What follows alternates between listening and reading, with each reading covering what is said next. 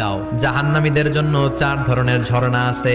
একটার নাম হলো হামিম মানে ফুটন্ত গরম পানির ঝর্ণা, 2 নম্বরে হলো গসাক মানে বমি, 3 নম্বরে হলো গিসলিন দুর্গন্ধযুক্ত রক্ত আর পুজ, 4 নম্বরে হচ্ছে মোহল পোড়া তেল। খা, দাউ দাউ করে এগুলো থেকে আগুন জ্বলবে, তৃষ্ণার চোটে এগুলোই খেতে চাইবে।